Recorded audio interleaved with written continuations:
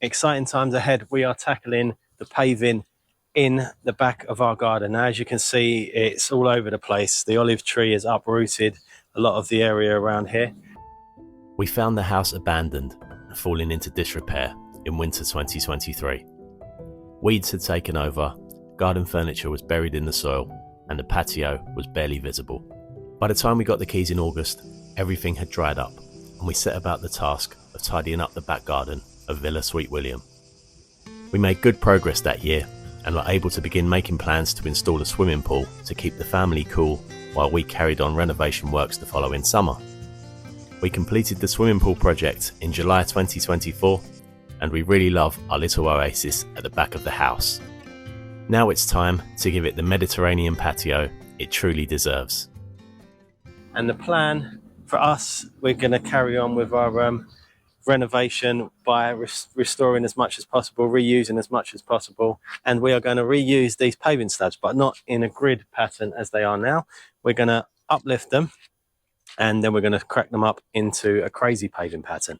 Last winter on our channel, we launched a design series exploring creative ideas for different areas of our Greek home, including the patio. One of our biggest inspirations came from the charming crazy paving style seen all over Zante, where large and small stones in varied shapes are beautifully combined.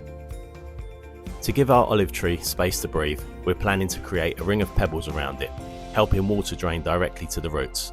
We used the design tool Midjourney to imagine how this might come together. Now, we've just been down to our local cement merchant up the road and met a really, really nice guy. Luckily spoke really good English, because our Greek is not good.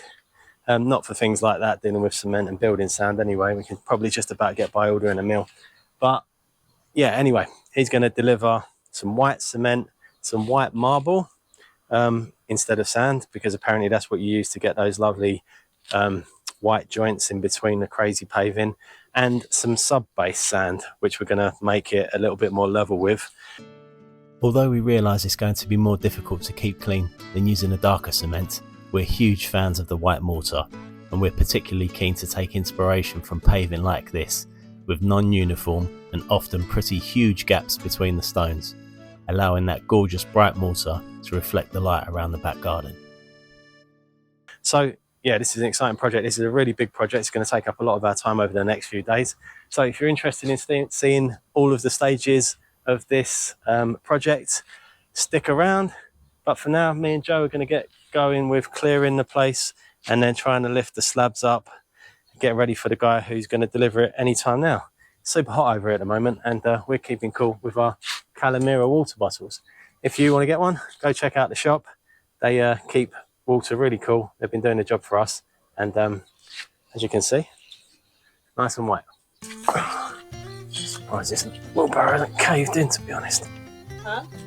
I'm surprised that it hasn't all just fallen through the bottom of this. I know, but you want to get better.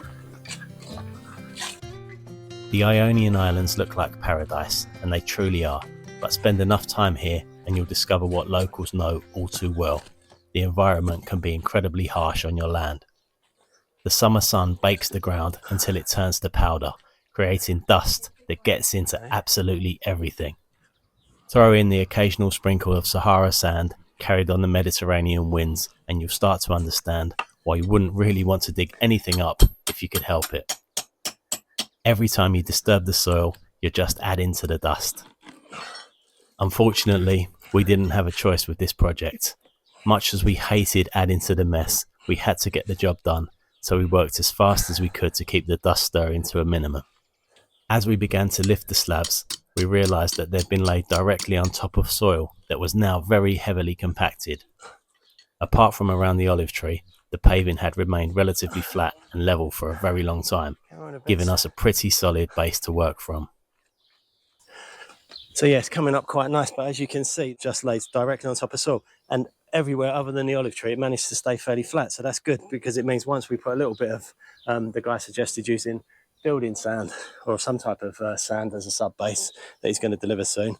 So because this is held up so well on soil alone, I imagine what we're going to lay now is going to last decades, hopefully. By the time we got to this point, we were actually thankful for all that dry weather. The sun-baked soil was surprisingly easy to break up and level out. Since rainwater flows down from the olive groves into a ditch just outside our fence, we made sure to slope the patio towards our olive tree so it could catch every drop of water that hits our backyard. More level. Yeah, it is. Okay, that's the sand. I wasn't joking when I said I think they've left us a good base to start on. It was dusty work, no question about it, but we slowly chipped away, clearing out the bigger stones and breaking down the chunky bits of soil. Any minute now, our delivery of sand, cement and powdered marble should be rolling up the drive.